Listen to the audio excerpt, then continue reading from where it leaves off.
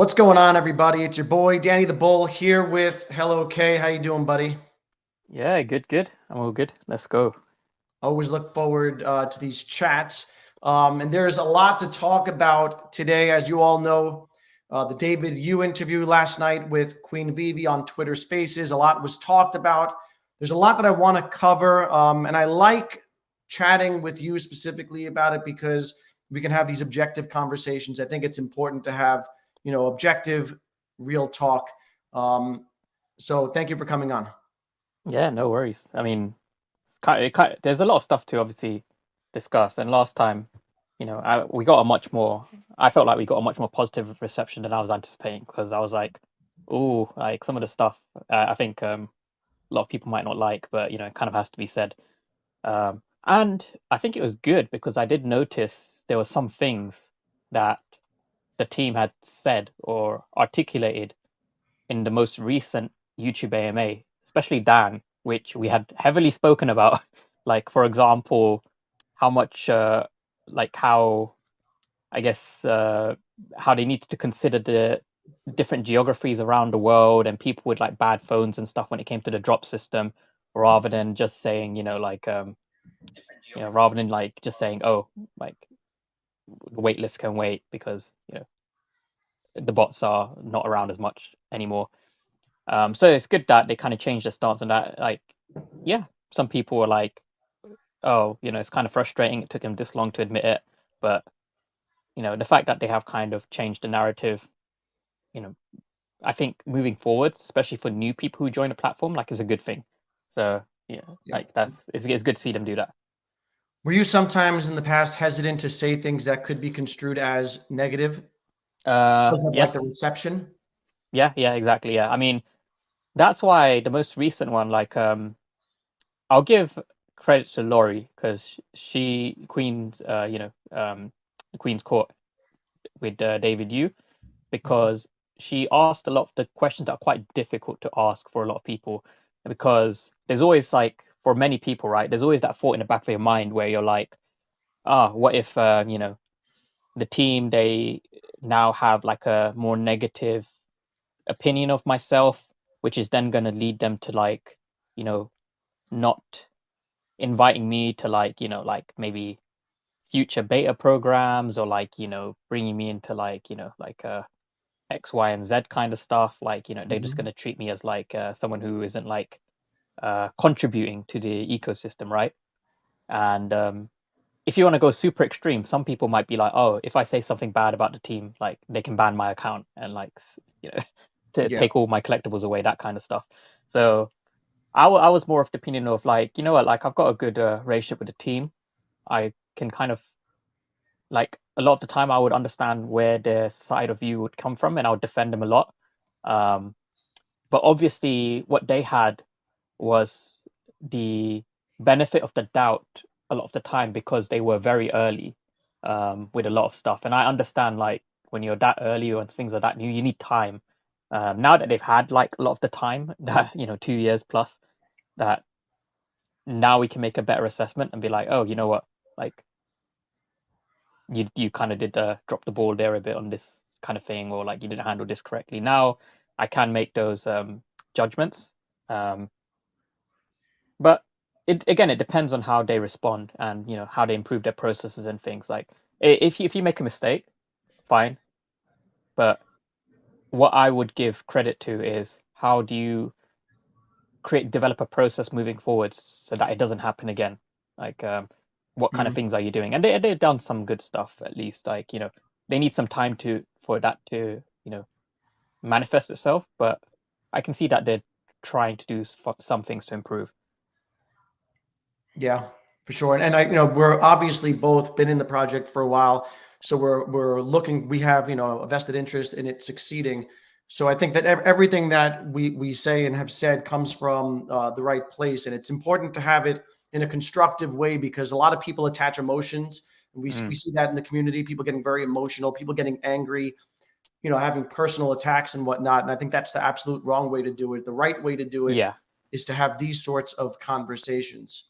yeah. I mean, the way I say it is, Like I see some people doing it. They'll blame Reese specifically for something, or they'll blame David, or they'll say X, Y, and Z stuff about Dan. But at the end of the day, like you don't really want to blame the individual because that's not really going to achieve anything. Like you got to understand what went wrong, why, and what are they going to do to resolve it. If they don't do anything after the first time and it happens again, then it's like, all right, you guys like really screwed up here. Like, you get 100% blame. But if they make changes and it kind of happens again, then, fair enough. Like, but it just comes down to how do you respond to it, not like, did it happen in the first place? Because a lot of times, a lot of stuff you can't predict, especially if it's like external. Things that happen in the market, like out of your control. Um, but again, at the same time, it also depends on like how big of a screw up was it? Was it like something that could very easily have been prevented, or was it something that you just did not see? It just came out of nowhere. Yeah. Yeah. So kudos to Lori, Queen Viva. I thought she did a good job last night. We'll get into some of that right now. They finally addressed the Spider-Man issue, talking about how they had commandeered 1 million bot wallets. The collectibles had been paid for. They're consulting with lawyers to see what they should do with them or what they could do with them. The community has been talking about this for a while. In our last stream, we talked about part of the problem was the fact that they allowed the community to control the narrative by not addressing it right away. David did address it. Lori asked the question. What did you think of his answer? Were you satisfied with that response? So when I heard his answer, because it was something that I speculated, right? But then I thought to myself, okay, it doesn't make sense. Like it just didn't make sense to me at the time. And now that I've heard his response, like I'll be honest, they messed up.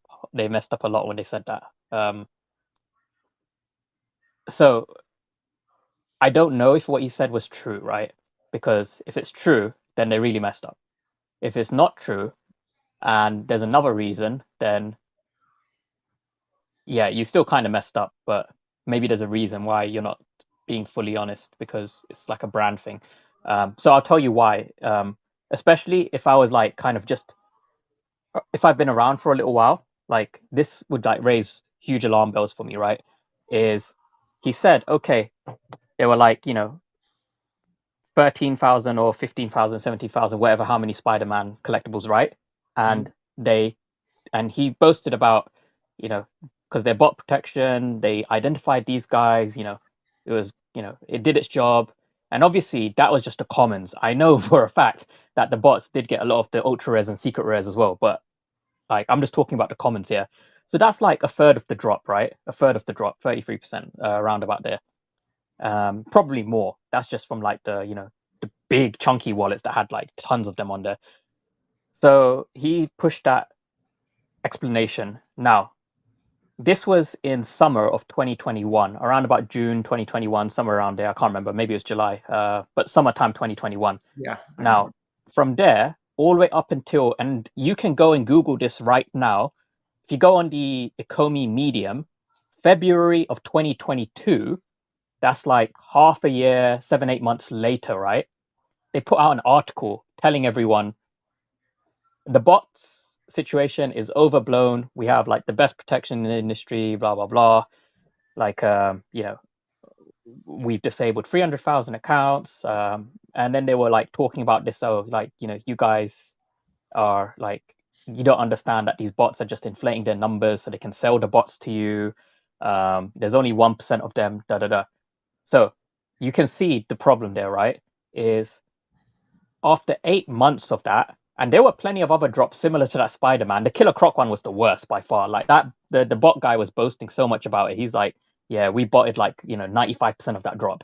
Like, it was horrible, and we saw what happened. Like the price of it got squeezed so hard, it went to like $2,000, and now it's down to like $50 or something, right? And so they knew from the day that Spider-Man dropped that hey, we have confiscated like whatever it was, 17,000, 15,000 Spider-Man collectibles. That's kind of like a third of the drop right there. So they knew already, hey, because they've confiscated it. They know how many Right. they have confiscated. They But confirm do we these know are bots. when they confiscated it, and does that matter? When I they mean, at the confiscated time, yeah, they did, because those accounts, like after the Spider-Man drop, they basically did nothing. And so yeah, they took over those accounts, and then even after that, like there were tons more of drops. But 8 months later, they were still pushing the narrative that hey, the bot problem is non-existent or like very insignificant. So it doesn't add up, right? It's a black or a white thing. Like, did you know that the bots were way higher than 1%, but you pushed out this article anyway? Which in that case, that would be kind of telling a lie. Well, I mean, it is telling a lie, but I understand if it's for a point of like, I guess, calming the community, but it's the wrong way to do it. Or are you lying about the Spider-Man thing? Because if the Spider-Man thing is true and you confiscated a third of that drop, which was botted, then you know that it wasn't 1% bots. Right. But if the Spider-Man thing isn't true, then yeah, the 1% bot thing, okay, maybe you believe that was true. Like you can't have one or the other. Like the two just You don't can't work have it together. both ways. Yeah, like you're either you're wrong about the 1% bot thing, or you're wrong about a third of that Spider-Man drop being botted. It's one of the two. And the fact that they've said both of these things on separate occasions, right? One of those things has to be a lie. So either way, Mhm. they've said something incorrect there. I've been trying to figure out like how can both of these things work? Like there is no logical way both of these things would work. It's like either you know a third of the drop was botted, or you didn't know, but you said things that are They're entirely contradictory. contradictory. Yeah, so I don't think he should have like. I don't know. Like I think I've got no explanation to be honest. It's something that I probably shouldn't have said in that way because people remember this stuff. Yeah, especially when they were talking about it. It was such a hot topic for so long, and they were saying that there were no bots. But now this is admission Yeah, that they knew that there were bots. yeah, and like it wouldn't be such a frustrating issue for me if I wasn't one of those people who was like I was literally because I'm in the UK. I was like dying there. Like I was like trying to explain like yo, I can't get any drops. Yeah. Like this is so frustrating. Like there's drops that I want to get and I have to then go pay like 10 times, 20 times the price on the secondary market. And it's really frustrating when you just see names like, like Will Smith 1, Will Smith 2, Will Smith 3, like Right. there's The generic rows of name. them. And it's like these guys are not normal humans. Like it's the same pattern and it's like and I was always being met with like I'm the one who's wrong, da da da. And then it took when we took people like Pyro and like some other people who just looked at the blockchain and they're like, yeah, this is suspicious as hell. All of these accounts point to one wallet or two wallets. Like Mm. they're clearly owned by this one like person who end up being like the bot farmers. And the person who was actually running a bot farm, he came out publicly and he said that Pyro guy is the one who got us like caught like after all that time. So it's like that bot issue, it's frustrating for me because I was trying to kind of get them to really look at it, but it was always kind of like, no, I'm the one who is you know misinterpreting it. It's only 1%, and it was like it's so frustrating, right? Like it's like Yeah. you're trying to explain like, yo, maybe your data is wrong, but it's like, nah, you're wrong. And it's just like back and forth until it got really bad. Um, yeah, like that's why it's like no, like a lot of people they'll remember that for a long time. Yeah. Shout out and thank you to SoCal Omi Homie Jeff for the super chat. Appreciate you as always. Thanks for showing up and supporting. Shifting outside of the we'll get back to the AMA or Lori's interview in a second. But what do you think of the Lamborghini marketing? They finally had a bit of marketing. You like it? Dislike it? Why? Yeah, so I like it.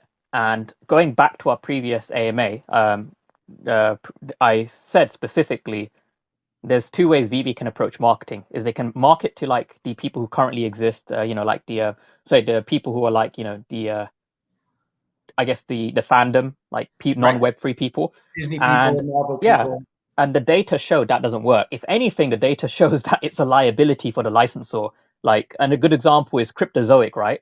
When they marketed with Cryptozoic, their community started boycotting them, and started leaving. And that was the reason why Cryptozoic, like, suspended their partnership with Veve, is because it was hurting their community too much. And they have like quite a close, smaller, Right. tight knit community already, so they can't really afford that kind of thing. For a bigger brand like Disney, Marvel, like, it doesn't really matter. I mean, you can click the comment section if Disney or Marvel ever shares like a Veve post, and literally it's the same stuff, and it's always been the same stuff. It's like you get the Veve fans trying to shill it, and then you get the traditional like Disney Marvel fans being like, get this NFT scam crap, uh, Right. planet destroying stuff out of my feed. I did not Yeah. sign up for this. And so you don't really get a very good conversion. If anything, it probably annoys the licensor a bit that their community is reacting like that. I'm sure the licensor, like the big ones like Disney, understand it. People are kind of resistant to a new technology, but you're not going to achieve the thing that you're looking for, which is to bring in new users, right? Mhm. Now, we discussed that what Vidi has done very, very well, and what the data shows, right, is they are good at taking Web3 people who maybe traditionally don't collect and converting those people into collectors. And they've done that very well. And the fact that for this PR that they did, pretty much all of the platforms that they did, it was on like, Blockworks and like Yahoo Finance and like, some NFT platforms. Like it was CoinDesk. It was all like Web3 based outlets. And there was so much more engagement on that day. And if you look on the data, again, like I always refer back to the data. If you go to Social Blade, which is like a site to track social metrics, right? If you just type in VV_official, change it to Twitter, you can see every single day for like 5 months or something like that. Like VV has been losing followers like consistently. Like it's just been on a downtrend. Right. And yesterday was like the first green day for that month where they gained followers. And that was just like, it's pretty obvious. Even on the day where they rebranded, right? That was supposed to be like a big event. They lost something like 120 followers or 60 followers. I can't remember. Um, but this PR with Lambo, like it was noticeable. Like there were people who don't know about Vivi that other people in the community were saying, oh, like, my crypto friend like saw the Lambo thing, they're gonna go for it. And even like some people I know who don't even do Vivi drops anymore, like they said they're gonna come and do this drop because they like Lambo. Um, so it's had a noticeable effect, and that in itself is beneficial for them because now they're getting newer users, they're getting, increasing that user base, that liquidity going into the app, which kind of generates some more market activity, and then people, they start to kind of come back and use the app more, right? Because we've said it multiple times, the app is actually kind of boring now if you've been around for a couple of years. Like Yeah. there's nothing new that's really been added. So that was fantastic, the fact that they did that, and I hope they continue to do that. And extending from that is, and again, you can look back at the data, go to Social Blade, look up, Immutable, look up Illuvium.io. Like these projects were very similar size to Vivi. Actually, they were smaller than Vivi when they started, the market cap for the token and the social following. And they've overtaken Vivi now in both of those aspects. Actually, no way, I think Illuvium's market cap is still a little bit less than Omi's, or maybe the same now. But when the token price, like, because it's listed on more exchanges, the token price started to go up, it started to trend on these exchanges. You could see it on the front page. If Yeah. you then overlap that with the number of followers they were getting, Illuvium was getting like 2,000 followers a day recently. Like that's more than Vivi got in a whole month. Like actually, to be honest, this whole month I think they've lost 1,000 followers, something like that. But Yeah. like Illuvium is like plus 2,000, plus 1,800. IMX as well. Like if you go look at IMX, they've been gaining a lot of followers recently, and it's just because of exposure. Um, Now, because the token itself that they have right now is only listed on like Bitforex and Ascendex. Like those are the only two exchanges I'd really count, Right. because Bitmart has like non-existent volume. It's got like literally like $100 of volume a day. Like like Yeah. people earn more than that in a day. So that's can't even count that. So yeah, it's like as soon as the Omi token starts to do something similar, they list it on one decent exchange, it starts to trend, people will see it, they'll read the description, be like, Omi token, you know, used inside the Vivi app for purchasing digital collectibles that are licensed, blah, blah, blah. People will then go look at what is the Vivi app, and then they'll try it out, right? And typically, if you're already in crypto and NFTs, you're way, way more likely to download the Vivi app than if you're just not into that stuff at all. You're just like a fan of like, the IP, but you're not in the crypto NFT stuff. And that's how I got into Veve, was through the Omi token. Other people I know, same way. And from all the polls that I've conducted and other people have conducted, like a good majority of the user base came in through a very similar way, either through Omi or through like crypto or something. So yeah, like I think if they focus on that as well, then yeah, that would be good. There was one other thing actually. I had some feedback for them, which is kind of annoying. I don't know who writes the articles for these press releases, but if you read it right, they talk about the Veve app, they talk about Lamborghini, they even talk about Immutable X in the article, No Omi token, but right? they don't mention anything about Ikomi or Omi, like Yeah. not a single word about Ikomi or Omi. So, and that just pushes that narrative more that they kind of want to, there are people saying that they want to abandon the token, they want it to die, it's a liability. Like, they just used it to raise some funds and that's it. Like, Yeah. they essentially call it like it is a rug pull. So I made that post, right? I said, here's the article on Yahoo Finance. It talks about IMX, which, is a platform they don't even own. It's just a platform they work with. But it talks about another platform, but it won't even talk about their own product, their own platform, next to Veve that, is powering the Veve app, right? Which has the token that's meant to be used in Veve. And if they had just mentioned it in that context section, like, something like, Veve is utilizing blockchain and AR, and, it's a product under the parent company Orbis Technologies, which, provides has the native Omi token, which can be used to facilitate transactions to purchase digital collectibles in the Veve app, which will be adding further perks to the application later on this year, something like that, right? Like some couple of sentences, just add that onto the article. You then get the engagement for Veve, and then you get the generation engagement for the Omi token as well in the same article. And I don't think that it's going to cost them anything extra just to add a couple of sentences to the article. I don't know if they Right. charge per word or something, but like you hit two birds with one stone there, right? And I think they should have really remembered to do that. I'm going to give them the benefit of that. I'm just going to say, like they probably were like really focused on the Lambo thing. They forgot to add, mention Omi, Akomi, but in the future they should do that. And on that post, I had to double check. David Yu liked that post that I made like a couple of hours ago, and I had to double check that it was the real David and not the troll one, because there's a second one with two U's in his name, and it was the real David. So the real David, whenever he likes something, it's usually like he's considered Taken it, into and he's consideration. probably going to discuss it. Yeah. Yeah. Because moving forwards, whenever there's like a little context section at the end of the article, which gives a bit of background to Veve and what they're doing and stuff, just adding in Omi in there as well. Like Veve has the native Omi token, owned by the parent company Orbis, Komi, used to facilitate transactions of digital collectibles in the app and will provide further perks for collectors in the app. That is something simple like that, right? Like it would add something, like Yeah.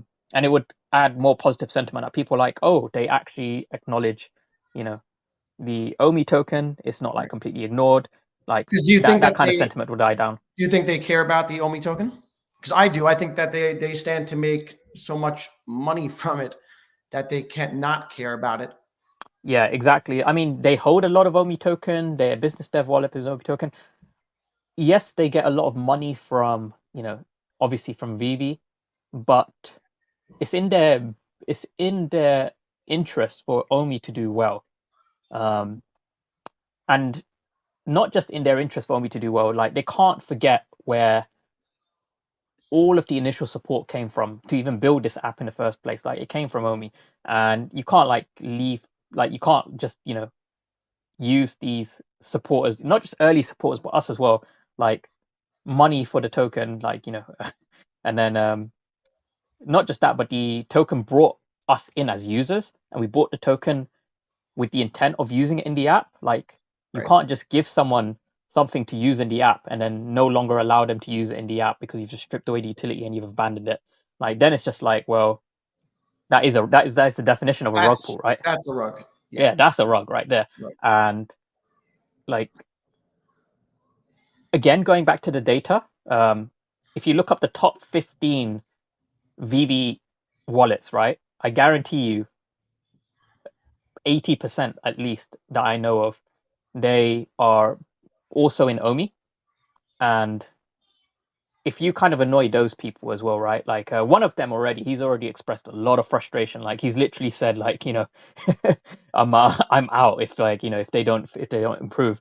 And his vote is like worth multiple six figures. So it's like this is where everyone else then starts to get annoyed, because we've already seen when the VV market goes down, everyone starts like attacking VV, right? It's Right. like, oh, and then the small little things like moderators getting airdropped some collectibles for like helping moderate. People then start to really pick on that. They're like, there's barely any liquidity left in the market and you're stealing more liquidity by giving them collectibles, that kind of stuff. Then people just start attacking other people who are just there to like help VV, right? Over like small things like, they nitpick. They start nitpicking. Yeah, they start nitpicking, but really it's as a result of like this one kind of cascading effect, like from the top down, right? Even if like a couple of really big players left, because of the way that the market is structured right now, because of the lack of liquidity, if they then started selling like, multiple six-figure vaults down, like, and they wanted to like seriously cash out, like the whole market would just start tanking.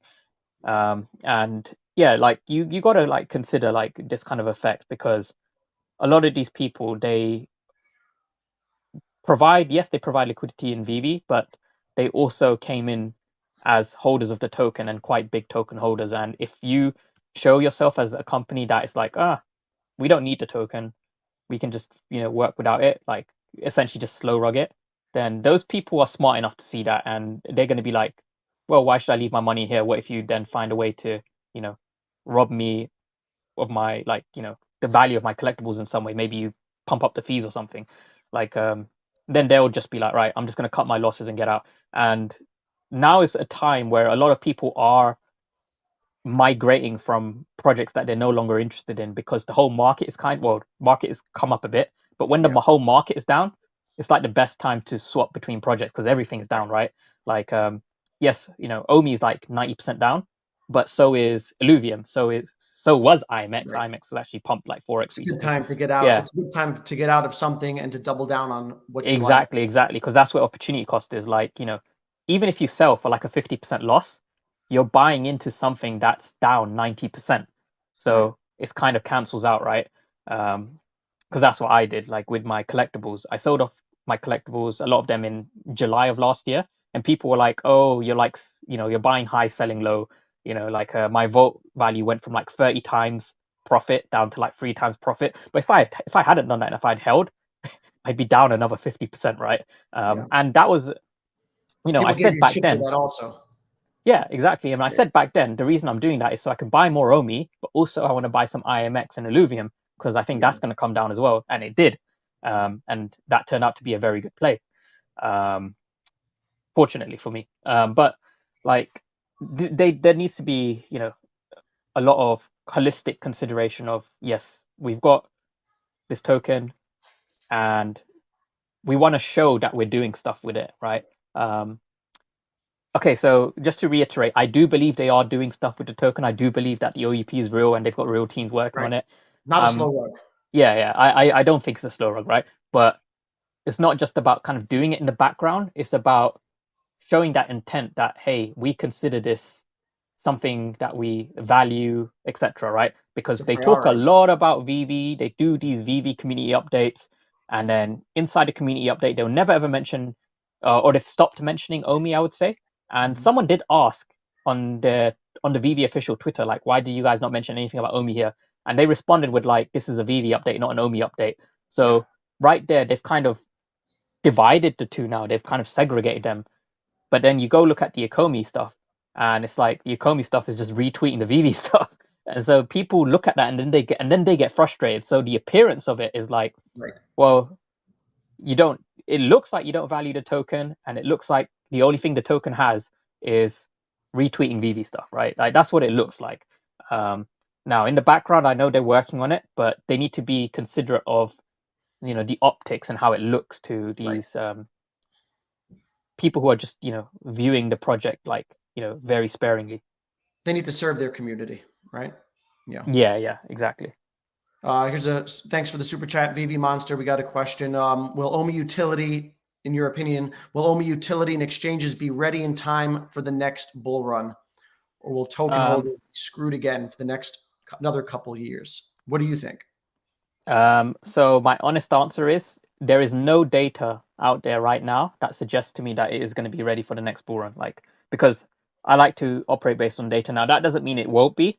I'm just saying that, and going back to what I said in the last AMA is I will only feel confident the moment that they deliver one item really, really well, and they don't have to go back and be like, oh, like there's some bugs in it, like we need to turn the feature off, blah blah blah. Like they do one item, they deliver it well, everyone's happy. At that point, I'll be like, okay, they've done it once. Now they just have to do it again and just refine it. And if they do that, then I would be more bullish on them having it ready for the next bull run. Now, if we look back across the last like 2 years, right, I haven't seen much evidence that they will have like some OMI utility ready at the moment. Just because, like the OMI utility was essentially stripped away 2 years ago, and it's taken, 2 years just to like kind of, re-announce like what the new utility is going to be and just get started working on the development of that. Now, I do believe that they are going to have the OMI utility. I don't think it's like just not going to happen. In time for the next bull run, I don't have the data that inspires that confidence in me yet. But that first part where OMI dollars are accruing for the OMI to gem pool, which burns circulating supply OMI, 100% of that. At least that is now accruing. So when we get that working, and then when we get OMI to NFT as well in the secondary market, at that point in time, I would then be like, okay, I think we'll be okay. But I need to see that first, at least some aspects of it in that are working. Because I know how this space works, how software works. You can't just say it's coming and then, like a few months before the bull run, nothing's been delivered and then be like, oh, yeah, don't worry, it's all gonna come. Like it just doesn't work like that. You need Right. like small iterations. Yeah, and I feel like we've been down that road before, right? Where we've thought that we would get it, got delayed, then we thought we'd get it again, got delayed. So at this point, I totally agree that it's time for them to take action. You have to believe in the actions and not the words at this point, and nothing short of that. Yes, exactly. Sticking to exchanges, David did talk about that in Queen Vivi's interview. Talked about wanting to get on the big ones that he knows that this is what the community wants. Talked about the market being depressed and counterparty risk and coins undergoing more scrutiny now post FTX, and this is why it may take longer than expected. What did you think of his answers regarding OMI on exchanges? Yeah. I'm gonna give it like a 2 out of 10 because so there's so many things that were wrong with what he said, right? Like so the whole thing about so one exchange which they said they signed up had apparently gone under. I think we can reasonably assume they were talking about FTX. Yeah, So FTX went under. Okay, so he said specifically, quoting him, that most of our users would have lost their OMI tokens, right? Straight away, you should not have said that. Like, that was the wrong thing to say because you yourself own a company which prides itself on educating users for self-custody. You made a freaking hardware wallet that was one of your first products designed for self-custody. And if you look back on the Ecomi Medium page, right, because I did read those articles, I was around. So many of the articles is designed around education of Web3 because that is their whole ethos. Their ethos was, we want to bring the mainstream audience and educate them on, crypto and the safety stuff and all of that, right? And kudos to them, they have done a good job at doing that. And they always talk about this stuff, right? Like Reese has always gone about, like be careful, da da da.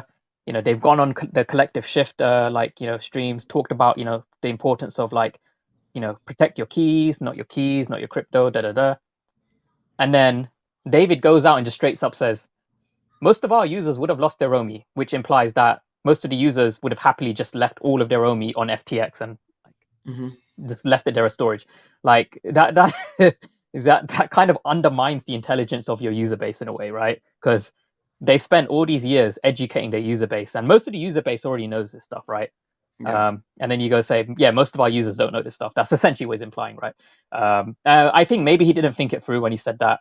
He was probably just trying to hyperbolize what he's saying a bit. But first thing, that he shouldn't have said that. Maybe he should have phrased it as, you know what, some of our users could have lost some of their tokens. That's always a risk. But he should not have said most of our users would have lost their tokens. I think That's it's just a like wrong statement.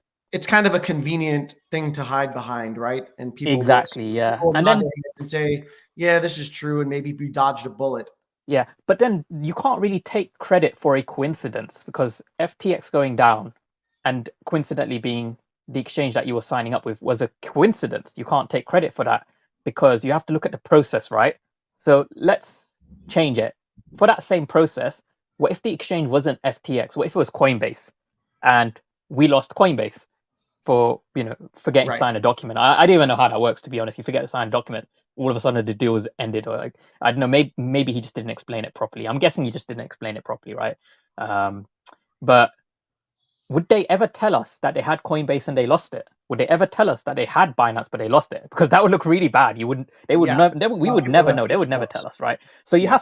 have to take that into consideration. Like, you can't take credit for a coincidental thing that is outside of your control. It's not their fault. Okay, if OMI was on FTX, it wouldn't be their fault that it went down. But it's also not their credit that they protected us from it going down by not listing it there, right? What I would then question is, okay, from an objective third party view, they know it has been many years now since the only real exchange we trade on is Bitforex with a little bit of liquidity from Ascendex, right? And even on the day that the token listed, people, like, literally, you can go back and look on the Telegram chats. People were like saying, why are we listing on shit forex? There's no liquidity on this exchange. Like, it was so funny, like, just reading back those chats. And to this day, most of the liquidity is still from that same exchange. Fast forward to today, people want this. This is a very big item, and we can see you posting memes and stuff on Twitter, right, around that same period. So you have enough time to look at your phone and post memes on Twitter, but you don't have enough time to look at your phone and press sign on a document. Because DocuSign mobile, you just press a button and it inserts your signature in it. Yeah. Not only that, it's like such a big ticket item, because in all tech companies, and I'm going to brand them as a tech company because they are like operating in the software space, right? Yeah. They have they should have a process in place where an item, it's like, it moves from like in progress to awaiting validation to like it's finally complete, right? So that item, the exchange item, must have been like awaiting validation, and usually there has to be some people. I'm going to assume maybe it was Reese. It should have been Reese who was in charge of like kind of doing the bulk of the work, and David just needed to put a signature on it. Maybe Reese and Adam, I'm not sure. But one of them or both of them at Or there some should have point been a should have been system in chasing it place. up. They There should have should been have been a like, system in place. In other words. yes, exactly. So that to me implies that they don't have a proper system in place still, which in itself is to me, if I was viewing this and hearing that reason for the first time as just an objective person, I'd be like, how do you like lose track of such a big ticket item, something that your community has wanted for years, something that is so huge, and you forget to sign a document and it doesn't get chased up? Like, something's like what is going on, like in the company? Like, it just doesn't feel right. Specifically, if it was a big company like FTX, because pre-collapse, FTX Yes. was one of the biggest, most recognizable platforms. Yeah, I mean, if it was me and I was like thinking, we're finally getting something that our community has waited years for, a new exchange that has more than $1 million of liquidity on it per day, right? Because IMX and Illuvium, they're currently trading at $100 million of liquidity, 24 hours, right? So it's a big item, something the community's really wanted. All that has to be done is a document signed now. We've done the bulk of the process. if it was me, I would literally be like, yo, how do I pay for Wi-Fi on this plane or whatever? Because I don't know. I assume he was on a plane and he was traveling. That's why he couldn't access his phone. Maybe and he forgot about it when he got off. I'm not sure what it was, but I would literally be like, yo, let me find some Wi-Fi. Let me pay for some Wi-Fi to get connected on this plane. Like, I can't wait to sign this document. Or it would be like the first thing I do as soon as I get off the plane because it's such a huge thing. It's like I'm pretty sure like if it was like a license, like let's say the Disney Marvel one, right? You wouldn't be like, we just forgot to sign Disney. Like, Yeah. yeah, it would sound so bad. And so, yeah, so I'm not gonna say that, like they deserve credit for, avoiding FTX because that was a coincidence. um I will, and I'm not going to blame them like for that mistake, right? Like I'm not going to blame David and be like, oh, David's at fault here. Mhm. What I will say is what they need to do is improve the process, because in the future, how do we know this won't happen again? How do we know next time we have Binance or something, right? And they forget to sign the document for that, like, and that causes problems further down the line, right? um, they need to improve that process so it does not happen again, and that's something that they have to like now evaluate and do. Like, how do you prevent this from happening? Like, there needs to be a system where someone chases this up and ensures that this progress of that exchange and its status is tracked properly, and exactly how long it's been awaiting validation, the signature, whatever. Like, every stage that has to be properly tracked. um, and that's how they really should be like viewing this, because you need that organization at this stage. Yeah. Dan Lee says we don't need much to be ready for the next bull run. Some basic utility and a few good exchanges. Obviously, more utility and exchanges are better. I totally agree with that, right? Because the setup is still there. And there's a reason why we're still here and still passionate about this project, right? It's because the potential is still there. Now it's time to realize that potential. I think that's why we're having these conversations. Exactly. I mean, just to like address that, right, is a lot of us, we understand that this is a fantastic company. Like, the idea is great. What they're doing is amazing. Like, they've got some really good partners. The team has a strong vision. And then when we speak about this stuff, that sounds negative, right? It's Mhm. coming from a place of frustration because, again, like, if you look at all of the things they've accomplished on like the licensing and IP side, and like their vision and everything, and then you also hear stuff like, ah, something bad happened because we forgot to sign a document, right? Like, it's like such very like simple, like, nonsense errors, like, could have been very easily avoided. When you hear that kind of stuff, bringing the project down when it's such a good project, like, you can't help but feel frustrated and be like, as someone who's like following and invested in the project, like, why did this even happen in the first place? Like, it's such a silly thing. Like, come on, like, your process should be better than that by now. Yeah, and what you said is absolutely correct, is because we see the vast potential, right, of the project, and the expectations have been set so high. And I think that's Mm, also part of the mounting frustration, because we have these high expectations that, we've set internally, they've set for themselves also. And so it just adds another layer of frustration. Dan Lee, exactly. you always have an invite to jump on. Hit me up if you want to join. Um, But yeah, totally. What do you say to like the counter arguments? A lot of people, even though they want exchanges, they'll come up with these counter arguments as to why now isn't a good time. Like, Yeah. one is, we should time it for the next bull market. And, if we do it now, pre utility, it'll just pump and dump the market. Mm, What do you think about that? yeah. I think that, so if you want to do it that way, that's just like, that is literally quite manipulative as well. Like, it's, I guess it's kind of good for the token holders because you're creating that pump for them. Um, but the data shows that typically any token, like, after it's been listed, it will pump, and on the main exchanges, it will retrace, the price will come back down, but it will be trading around about 34% higher than what it was trading at pre-listing, right? And that is one factor to consider, right? Like the price will do what the price does. That's the free market being the free market. Vivi, Ikomi, they shouldn't be trying to manipulate that. Like they should let the price do what the price wants to do. Mhm. What they should do, however, is assess the risk. So the risk right now is there's only really one exchange that liquidity is coming from, and that's Bitforex, right?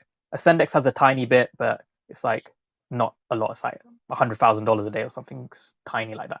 Mhm. Um, Now, if Bitforex, which is a much higher risk exchange than Binance or like, a lot of these top tier ones, if that one exchange were to go down, there is no liquidity Right. for Omi now, like zero.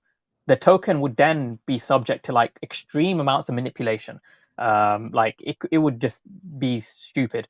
Um, so that is one huge risk factor to consider, right? Is, you're talking about the risks of exchanges going down. Well, having it just on one exchange, that is a risk.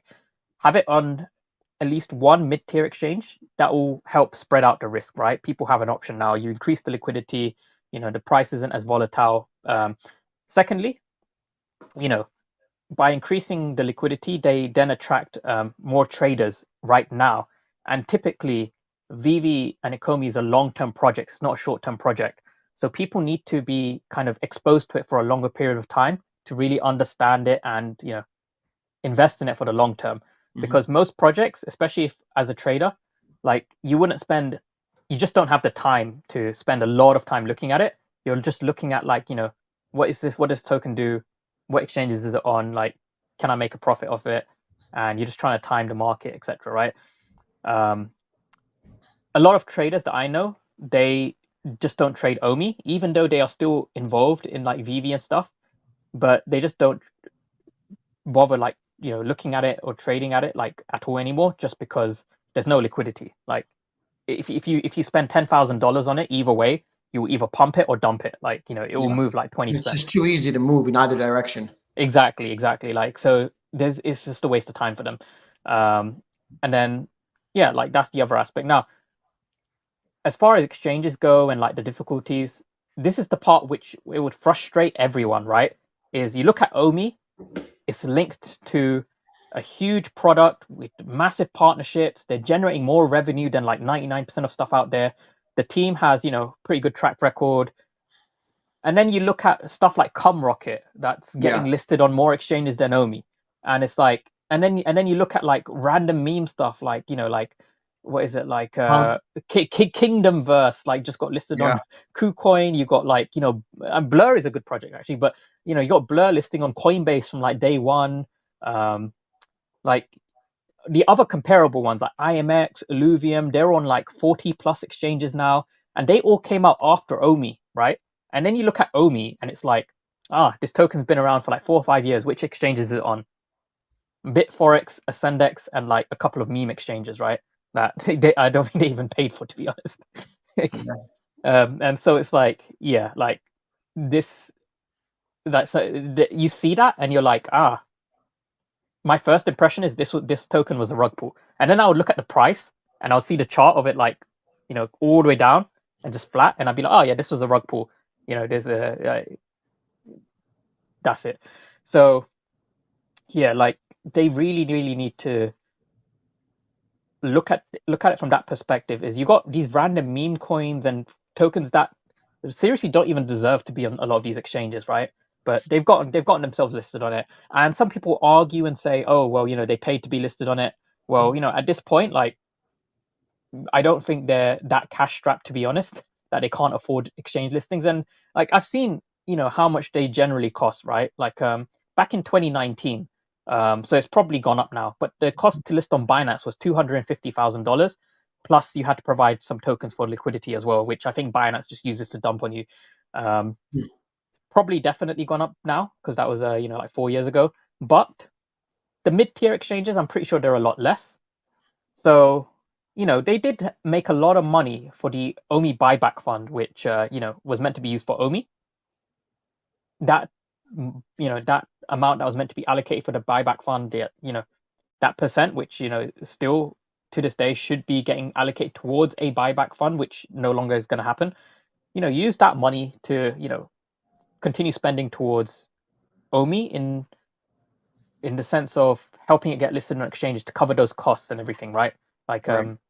that would be a very, very good use of that fund, in my opinion, because it's still kind of going towards, supporting the exposure and, the development of the token, as opposed to just buying back and burning the token, which, is still good, but I think more exposure of it is even better.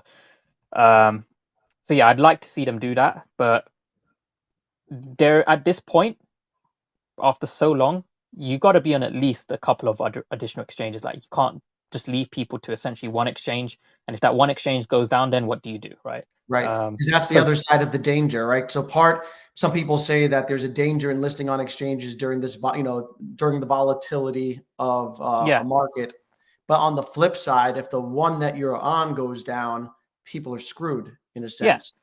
I mean, pretty much even like the decks that are on Uniswap, right? You can go on Uniswap right now and look up the OMI pair. Literally, there's only like maybe three or four trades per day on there, and it's got like less than $100,000 of liquidity. So that thing can get wiped out. Like that's extremely, risky to, rely on that as well. So pretty much everyone they don't really have much of an option if Bitforex goes down, to be honest. I don't think US users can even use the Sendex, to be honest. No, the only one I can use in New York is Bitforex. Okay, yeah. So if Bitforex goes down, that's it. Your OMI liquidity goes to zero pretty much. So yeah, it's super, super, super frustrating. And I don't know why they haven't considered this a risk, because it is a very big risk. So yeah, I'm hoping we get a few mid-tier exchanges by next quarter, especially since they've been saying it for so long. Like so many reasons for like exchange delays. Like the exchanges are coming soon. Then it's like the exchanges, they don't accept the go 20 contract, and then the exchanges, we need the utility, and then it's like the bear market, and then it's like, oh, there's more due diligence required now for the documentation. Like it's and then you see the meme coins getting listed like the next day. It's like, what is going on? Like this does not make sense. So I'm hoping that, whatever they said, there's some other underlying reason that they don't really want to share, which is fine. Like I understand, they have to balance the brand as well as, transparency. That's fine if they want to keep it to themselves, but like please, they really, really, really need to consider the risk here, right? Because they're at risk of losing existing users, and that's something they can't afford. Like, they need to retain their users, especially the ones who spend a lot and are very long-term supporters. They need to consider the risk of only being essentially on one exchange right now that actually has liquidity, and they need to also consider the benefits as well of like, you know more exposure of the token, how much value that would add to Veve with more people coming in, more people coming back to Veve as well, using their tokens, like all of that stuff. Like there's so many benefits, there's so much to gain with very little cost to them. Like that's all it is. Like it's Yeah. honestly at this point, I think if they wanted to, they could. Like it will cost them a bit of money. It looks like to be honest, it looks like there'd be no reason for them not to. They tick all the boxes for me. Like, they've got an active community. Because I've spoken to Huobi, which is another kind of, mid-tier exchange, and they tell me what they look for. And Vidi hits all those boxes like straight up. Like they say, we do background checks on the team. Are they legit? Like 100% they're legit. Do we see the partnerships? Which partnerships do they have? Like, they've got good partnerships. Best We look at the partnership. community. Like, is the Yeah. community fake, or is it like is it bots, or is it real people? Like, the VV community is probably the most active community out there in Web3, to be honest. Yeah. A And little then Jerry's like, finger sometimes. yeah, and then they're like, oh, we also look at the volume of the token. Okay, maybe that one would be an issue, but that's just because the token is on not very good exchanges right now. But if they go for a mid-tier one, I think the mid-tier ones, they look for about $100,000 a day. And OMI does actually beat that. OMI is around about $800 to $900,000 a day. So they'd be comfortable ticking that checkbox as well. And then once they're on a mid-tier exchange, the volume would probably go like 10x. They'd be doing like, a couple $1 million a day volume. And then that, might be good enough for like the tier ones like Binance and stuff. Again, maybe they might waive the volume requirement if the other areas are stronger, like the partnerships and community. They might be like, oh, okay, like yeah, the volume doesn't matter too much. Like we can see that this will do well. But again, that's like a conversation between the exchanges and the team. But yeah, there's just so much for them to gain with from what I can see, very little cost, and it would do so much for you know, the appearance of the project to, outsiders looking at it for the first time. Then if someone just rolls along, sees a project which has had no real exchanges, has the price is pretty much flatlined, and like the product that does generate revenue right now, like doesn't even refer to the token. Like it would just be like, oh, okay, I think they just rugged the token. Like that's what it Yeah. would look like to people, but Right. obviously not what I believe they're doing. Right. Thank you, Josh, for the super chat. He says Access Protocol launched on Solana yesterday.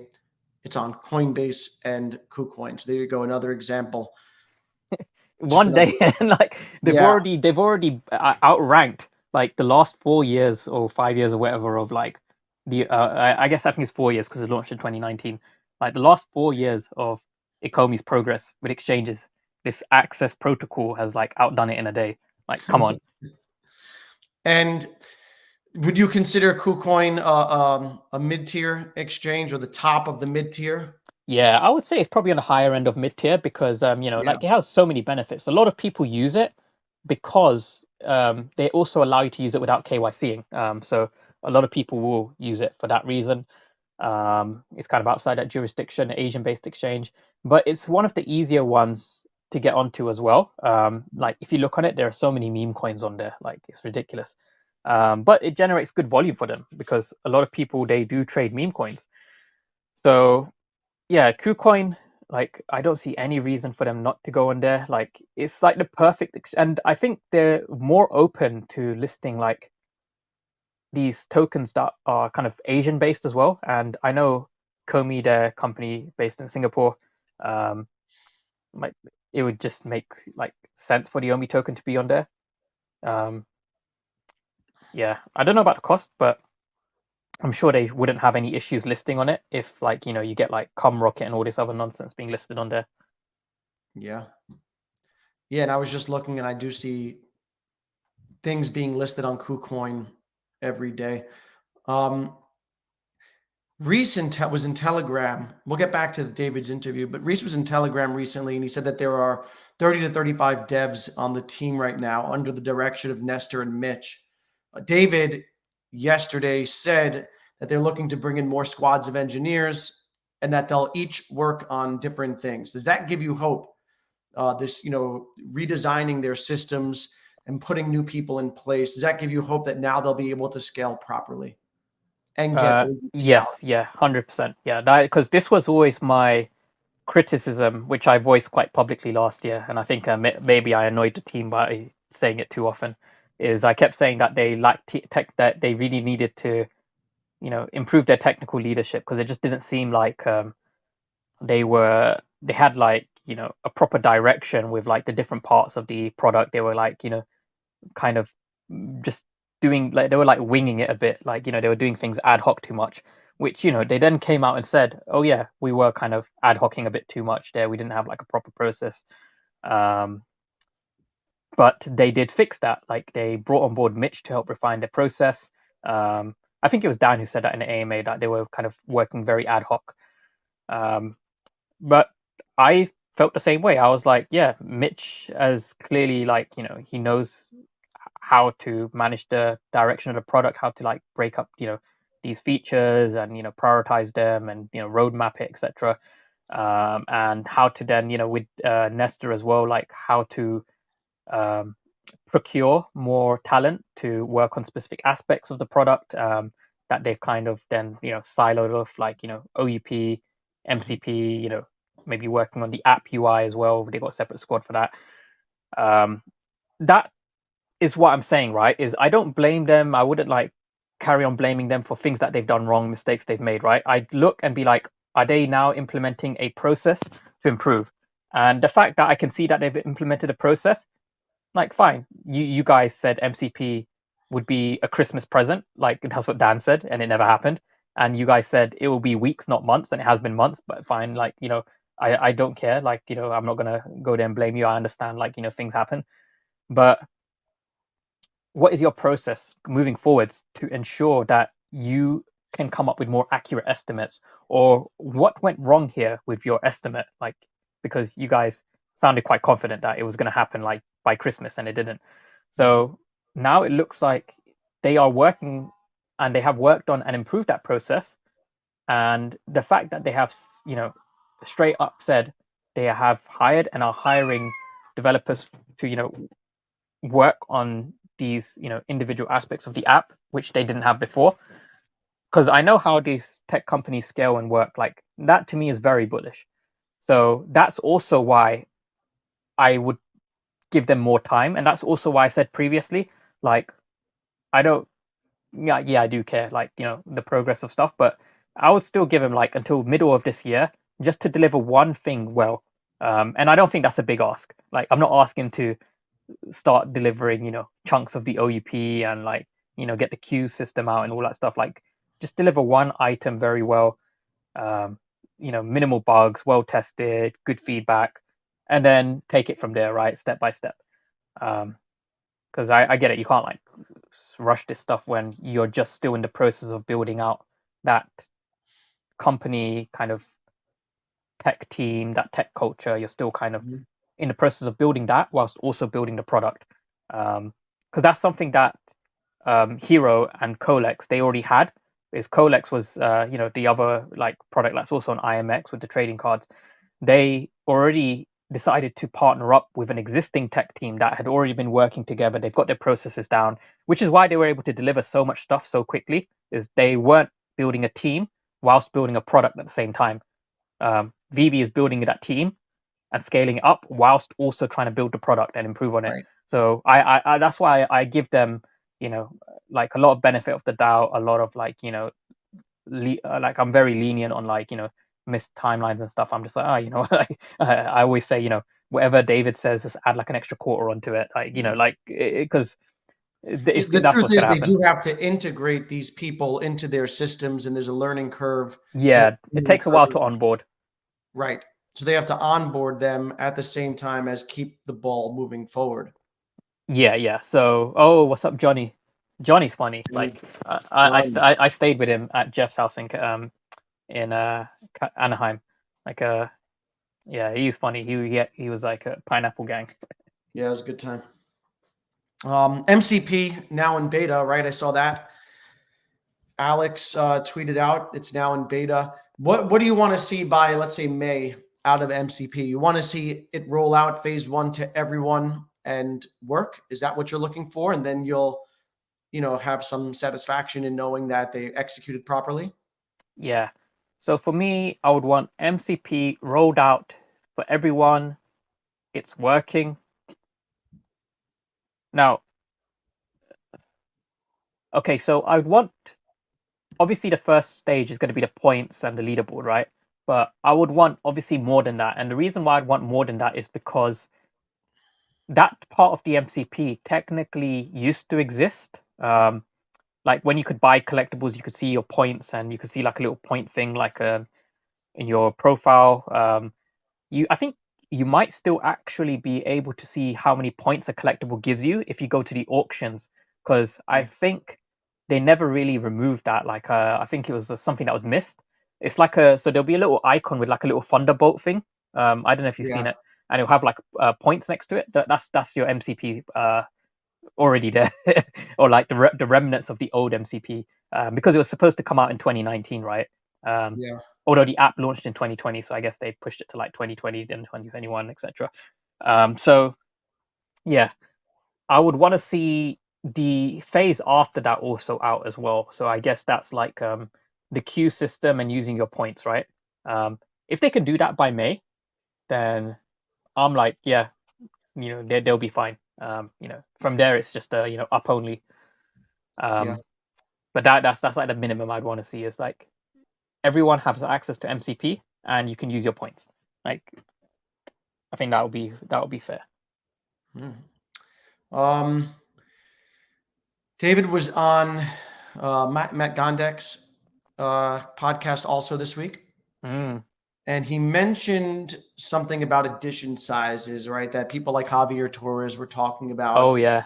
I had mentioned it. You had mentioned it. He talked about how they used edition sizes to cool down the market. The market was overheating, talking about the secondary market. Licensors weren't happy with that. And so they flirted with the idea of they use edition sizes to kind of cool down the market. I thought that was kind of like bad optics. I don't think it's a good look to say that, because it shows an influence over the secondary market, and it kind of validates what people were saying at the time. Thoughts on that? Yeah, I mean, they just took that and they're like, we've got David Powell here, like, he's freaking printing more collectibles. Yeah. He's like, coming in with the quantitative easing on Veve here. So, and like, this is the other thing, like, a lot of the kind of big Veve bag holders, like the big collectors, I should call them, they were not happy with that, because it's a couple of reasons, right? One, like, literally one of them, I won't name him. He's just like, he will know who he is, like, because it was funny when I read it, but I felt bad for him because he was asking, like, can I seek legal advice for this, because are they allowed to, like, manipulate the market in this way? Like, now Veve isn't an exchange, so in a way I believe they can actually do whatever they want. But and it's just and it's also future releases and editions, and messing around with edition sizes, which they're free to release whatever number of editions for any product. Exactly. And the problem is, right, like, if you get, like, a lot of your long-term supporters thinking in this way, thinking that Veve just manipulates the market, etc., like, you're playing a losing game here, then those people are just gonna be like, all right, like, I'm leaving. And the fact that they pumped the edition size so much, it's also, in a way, like, shows that they were not being entirely honest with. I guess they would never really tell their licensors, hey, by the way, 90% of your stock was bought by bots. Like, they would never say that, right? And technically the bots are still paying for it. Like, that's still money that they're putting into those bots. Right. I won't get into whether the money is, like, from stolen credit cards. That's like an entirely different topic. But, like, they're still putting money into, and that money's still going to be, right? So I guess it makes sense, right? From a business point of view, like, they're still buying they're still buying the product. So, and if the product's selling out and it's going for like 10x the price that you sold it for, then yeah, like, the licensors will see that and they'd be like, oh, if it's that much in demand, increase the edition sizes. And I guess Veve, they could negotiate, but I could see why they'd want to increase the edition size now, because the whole bot thing has died down. Honestly, like, the edition sizes shouldn't even be in the thousands. They should be in the hundreds if they want these items to retain the collectability. Because David would always go back and say, I'm a collector, which, I can clearly see he is. I understand how the collecting industry works, like the value, the scarcity, all of that stuff. And it's like, well, the blockchain shows, like, at the time, you had like 5,000 active users a day, but then you still want to drop collectibles with edition sizes of 6,000. Obviously, only like 1,000 of them are going to sell, like, because obviously not 100% of the active user base will want to buy it. Daily active users, I should say. The monthly obviously was like close to like 25, 30,000, according to blockchain data anyway, at the time. But yeah, like,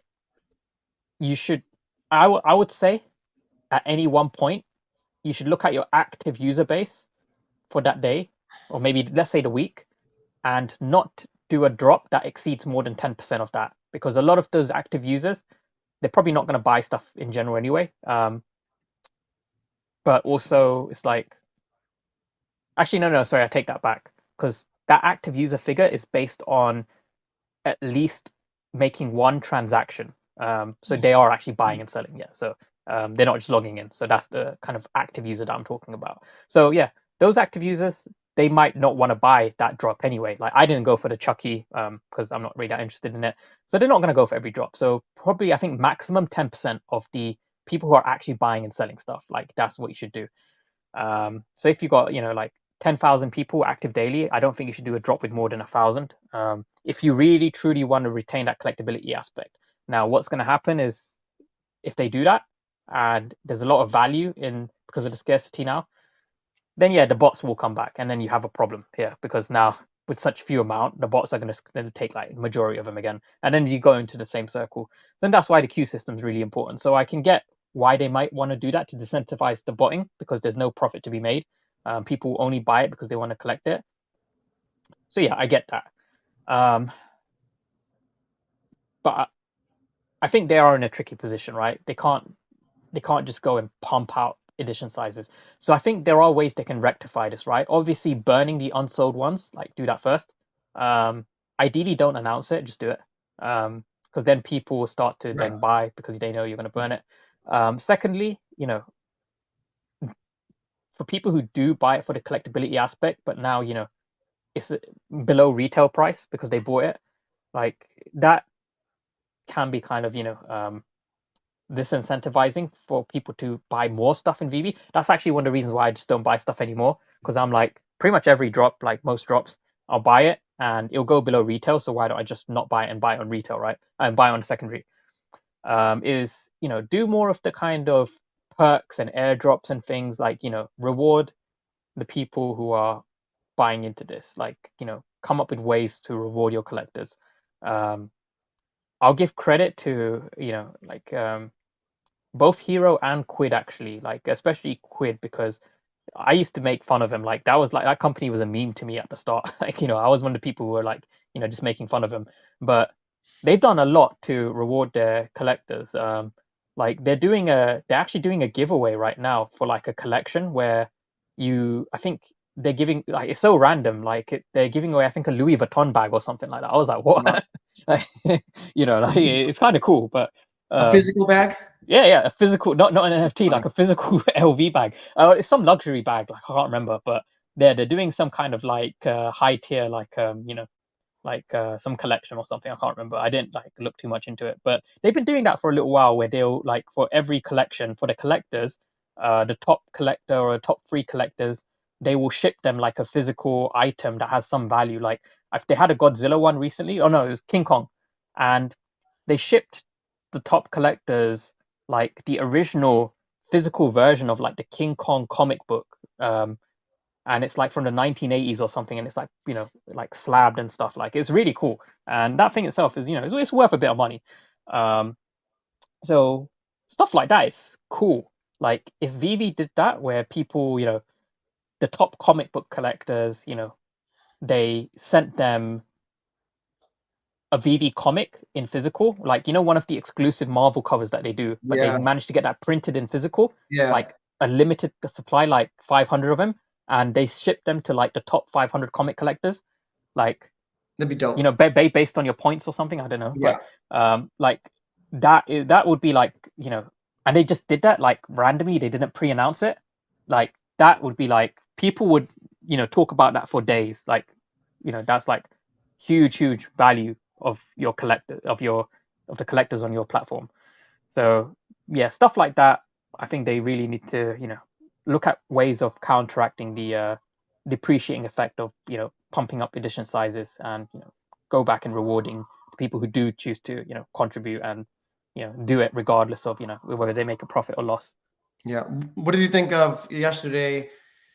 David said that they would be gifting Lamborghini, secret rare, I think, Lamborghinis Yeah, to people who initially invested in OMI, which I think was an olive branch to those, longstanding OMI holders, and a way of, I think it was a show of trying to acknowledge yeah, people, right?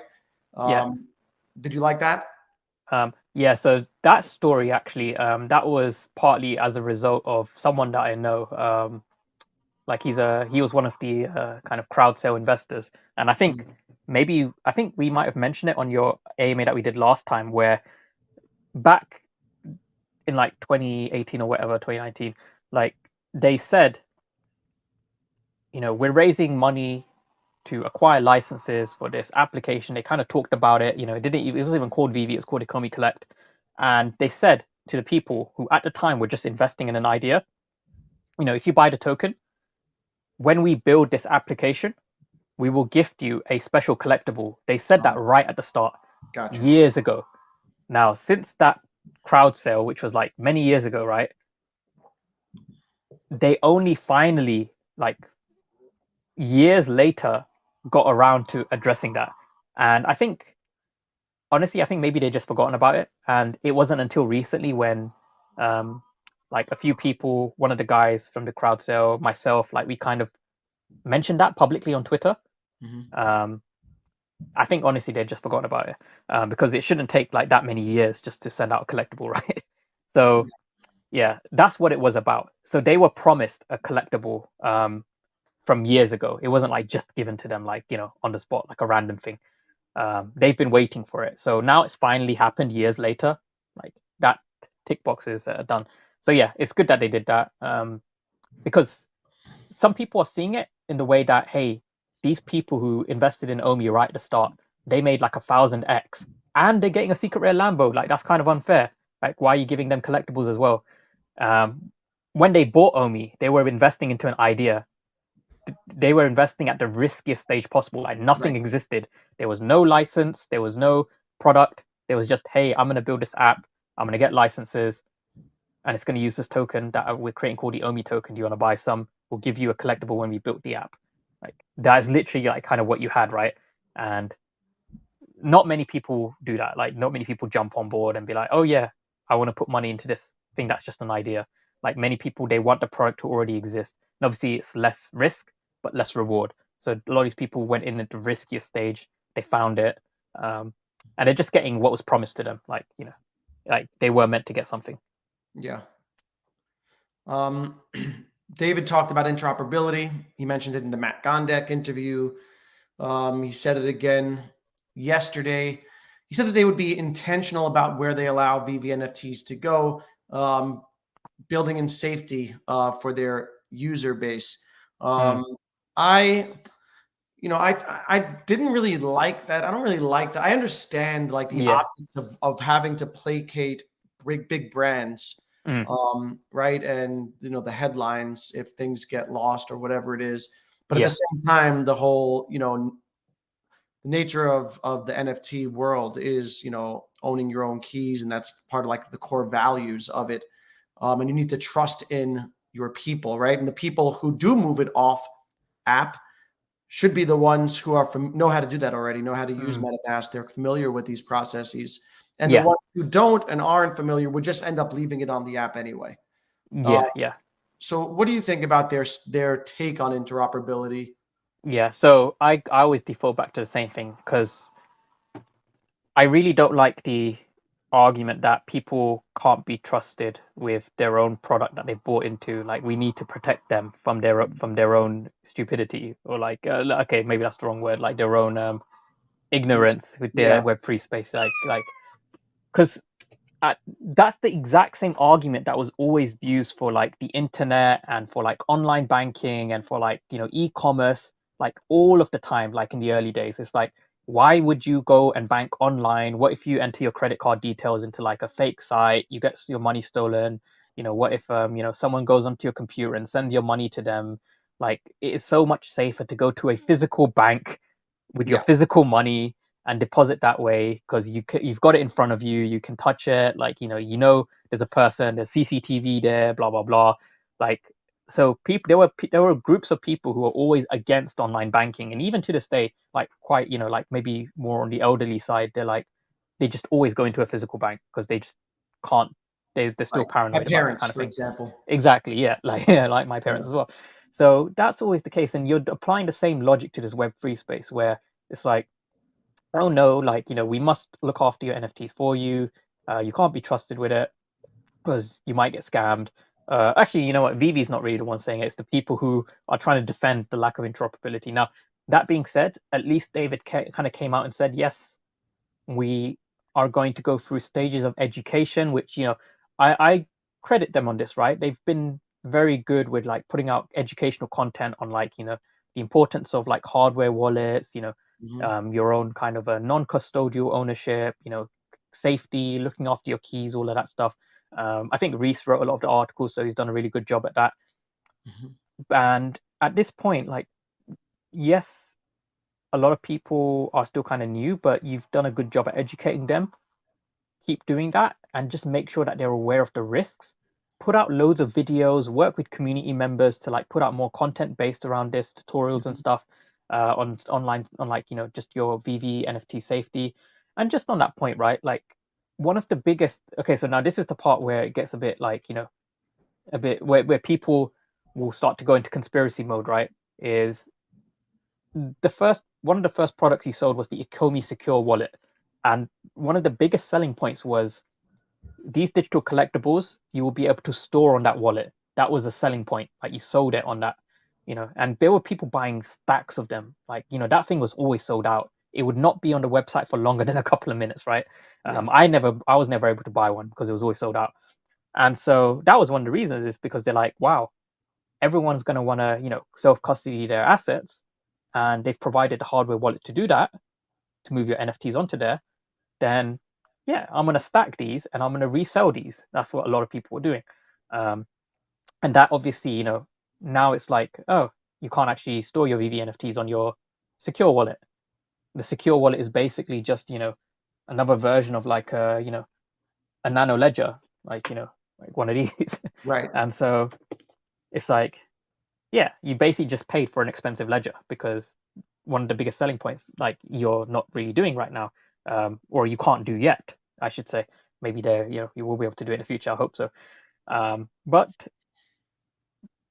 I think they do need to kind of continue with these licensors, bring them on board, because I am seeing like DC, for example, they don't care. Like, or I guess they're okay with it, because on Hero, you have the ability to move your NFTs to L1 even. Like you can have your hero stuff listed in OpenSea, you already have it on IMX in your IMX wallet. Yeah. Like that's cool. So DC's DC, down. so DC's down, right? So and then the artists as well. The artists, from what I know, Right. all of them are like down, like they're Yeah. waiting for it. So that to me implies that, it's probably not just the licensors that is a problem. Like I think the licensors probably isn't really the problem. I think it's having that system in place to safely migrate these NFTs back and forth between Vv and IMX. Is Because that one of the things complicated? that they, sorry, Is that a complicated system to develop? I mean, Hero's done it. It's not like it would be complicated if it wasn't already done before, but because that process has been done before, IMX can kind of really help out there. Right. It's not, it's like, It's hard to develop it, but it's yeah, easy to replicate it. yeah, exactly. So they're not reinventing the wheel. The process should Right. be okay, right? Because there are other platforms that kind of do that. They let you move things in and out. Yeah. Um, so that should be fine. But I can kind of understand, like, yeah, there's probably some development work, some testing, because at the same time, like, it needs to be done in a way where the users, as they do it, they're kind of aware of the risks. Like, they can bring their stuff back if they want.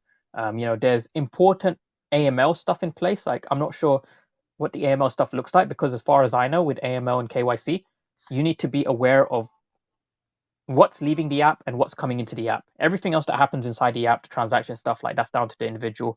But as a company, what you're concerned about is things going into the app and leaving the app. It is not your concern if once that asset goes onto a platform and that platform rug pulls and they lose the asset. That is not your blame or your responsibility as a Right. company. It's Like just that's the it moving individual's in and fault. out, and Yeah, that might it's just the complicate process it. of in and out they need to be aware of. Like from a KYC perspective, I get it. But they did say that they are going to be careful with the platforms that they allow to go interoperable with Vivi. So I think it's going to be kind of certain marketplaces will be allowed for you to move your Vivi stuff in and out of. I think IMX definitely has to be one because it is on IMX. Right. It's the easiest one to do. So you can move your stuff to your IMX wallet on Vivi, and then I suspect you would be able to bridge them from L2 to L1 if you wanted. But then I don't know how that would work in terms of selling and things. I'm not sure if it would be supported initially. But And then like David smart did mention something contracts, about L1. and then contracts are written in to take port the whatever the fee is and to distribute back to VV and the license source. Yeah, so the marketplaces they can build this stuff in as well. OpenSea, like they can enforce that for you. Um, that being said, there wouldn't be any real way of like, assuming it's like interoperable as we expect it to be. there wouldn't be anything to prevent the black market or off market stuff happening again, right? If I have the collectible, the NFT in my wallet, I could send it to your wallet, and then you could send me back USDT or something, right? Like Right. we could start transacting in that way. Right. But Peer to again, that's peer. not yeah, but then that's not Vivi's like responsibility if I get scammed or you get scammed, because we're But doing they it off lose out on that they lose out in the transaction fee. exactly. So I think people will still continue to use the marketplaces because it's one, it's convenient. You don't need to know the person, like the market handles it, and Mhm. two, it's like it's trustless. Like I don't need to put trust Right. in you that you're going to deliver. Like the market contract will handle that. So it's convenient and it's trustless. Like so people I think will happily spend a little bit extra money for that aspect, and that's why people still continue to buy stuff on the VV market even when you could transfer stuff because they didn't want to risk getting scammed and they didn't want to go out and spend time looking for a buyer because that's also time is money. They don't want to spend that time. Yeah. Daniel says he thought that they wanted to put VV NFTs on the cold storage wallet. Was that one of the purposes of it? Yeah, they said that was the purpose, and that again, that's the thing is there was someone in the community who was like really, really, really like they were like angry about that or frustrated, I should say, very vocal about it. So they said this is like like I can't remember like this is like consumer fraud, da da da. Like you can't go out and say and advertise it for years. Interoperable.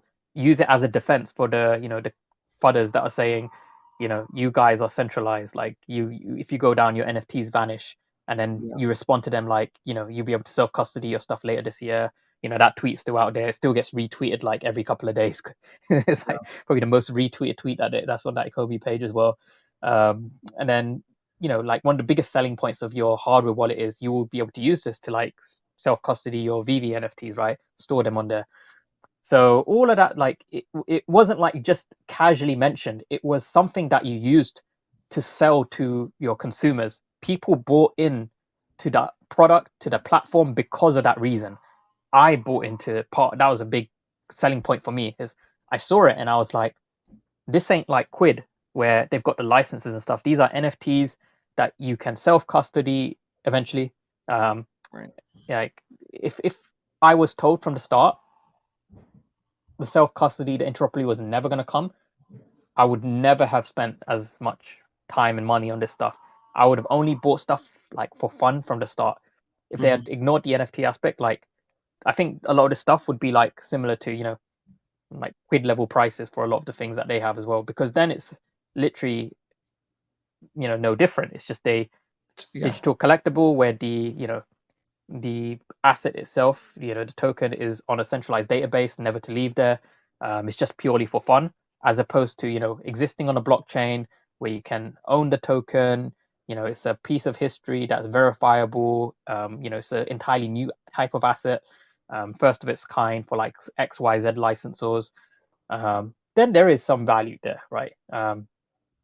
Mm. So it's like, yeah, Yeah. the fact that they advertise it in that way, um, they can't. It's something that they can't backtrack on. And I don't even have that many collectibles anymore. Like it doesn't even bother me. Like if they like, it wouldn't affect me. I'd say if they chose not to go interoperable. But the fact that as a company you've advertised this heavily and you use that as a way to bring in loads of users, like you They kind have of to have keep to doing make it. sure you kind of have to do it. Otherwise, you've essentially deceive people. People like that would be, I think, in Europe at least, that is classified as consumer fraud when you advertise something and then you sell it and then you choose not to do what you advertised because these are a digital product that you are selling in Europe as well. And the Europe laws are also kind of different. Like I think it's interesting. I think by European laws, you are entitled to a refund on the NFTs as well if you buy one. But I think in Vivi's terms of service, they say you can't have a refund. But there are some NFT platforms where if you kind of like write to them directly, I think they refund you. And when you sign up, if you have to sign something where you like give up your right to ask for a refund. I think is the Porsche collectible drop where they sent out this form um, Yeah. just to protect themselves. But I think with Vivi, you signed a terms of service where you can't get a refund. I don't know if that still is good enough, but at least in Europe, like for digital goods as well, like you are entitled to like a refund in the first 30 days or something. Yeah. which would be kind of funny. Like, you could buy something, and if it goes below retail price, you just refund it, so you get your money back anyway, like Mhm. a zero risk strategy. And speaking of terms of service, David also said yesterday that if Vivi were to one day hypothetically collapse, that the collectibles would be released to owners, right, on layer Mm, one, which I think a lot of people were looking to hear. People want to know that and have that, I guess, satisfaction in knowing that if Vivi were to go down, they're still protected and their yeah. assets are protected. But that's not in the terms and conditions. Do you think that needs to be added? Yes, that definitely needs to be added. It needs to be there in writing. And also, if you go back and listen to what he said, right, this was the bit that was concerning. And this was one of the things where I know David selected his words carefully. Is he said specifically, if if Vivi were to hypothetically, go bankrupt, your collectibles in the artist program would probably move to L1 and be released. And he said specifically artist program, so the artist pieces would go to L1. But he didn't say anything about the So he big didn't say brand anything license. about did I misunderstand that? He didn't. So he He said, he didn't mention DC or Marvel or like the not. He said specifically in the artist program, and he didn't address the other stuff at all. Um, and I think he purposely said that to protect himself, because if he said all of them, and if they don't allow that, then mm, he's just going to get roasted again. yeah, He's follow up. said something that's incorrect. So he specifically said artist program. I think because that is something that they have 100% confirmation on. That's what will happen with the big brand licensors. If they go bankrupt, I think it's more a case of they are still negotiating or in talks with what to do with them. Like maybe some of the big brand licensors, I think like again like DC, I think they wouldn't care, but not all of them. And I think if he spent too much time kind of nitpicking which licensors are already okay and which ones are still negotiating, it would draw way too much attention to that conversation, which I think right now is something he probably doesn't want to talk about because it's such a like sensitive, like such a Right. like uncertain thing that it just would probably put him in a very difficult position where he might say something that might go back to bite them in the future. So I think it's fine what he said, but I think people need to be aware of what he said. He did not say all of your collectibles. He I said need to go back and artist listen to program. that. So Yeah. yeah, go back and listen to it. He said artist program. So don't go out and start saying, you know, David has promised us that our, you know, Disney golden moments will go to L1. Woohoo! We can list it on OpenSea if Vivi gets bankrupt. Like he did not imply any of that. So you need to make sure that you're fully aware of that. Yeah. Um, did you like hearing from him yesterday? Do you think they need to embrace Web3 practices more, get back to engaging with the community in this style, and have more like constant communication? Do you think Yeah, that I would avoid mean, issues? yeah. So I definitely appreciate hearing him. Like, I liked, hearing him kind of, address a lot of the difficult questions because they are difficult questions. And when I say difficult, right, is we got to be honest with ourselves. Like, there's a lot of stuff, and I said this last time, that they're never going to be 100% straight up truthful and transparent with, because as a company, there's, risk to reward, risk to benefit. Some of the stuff they're going to not tell you. They won't like, maybe they won't lie about it, but they won't tell you because they have to balance their brand image, the relationship with their licensors, with our expectations. So sometimes you just have to accept that sometimes the answer that you get is not the 100% transparent, truthful one that you're looking for. It's it's like a They have white to lie, right? massage it. They have to massage it. Yeah, exactly. And that's just because for the greater good, they have to protect the company, the relationships with licensors, etc., so they can keep the product alive, keep it going, keep delivering stuff that we're looking for. Like that's just how the business works. But for the stuff that he did acknowledge, yes, like at least he gave an answer, and yes, some of the answers like made us question, like made us question the company more. But at least he said something. At least he gave us stuff to talk about, and at least for some of the stuff that he did mention, we can see that they're actioning certain things. other stuff, it's good that he mentioned it, even if it might sound ridiculous to us, like the DocuSign thing, because then at least we can talk about, hey, you know, you guys should work on improving this process, because in the future, what if you get a non-rug pull exchange?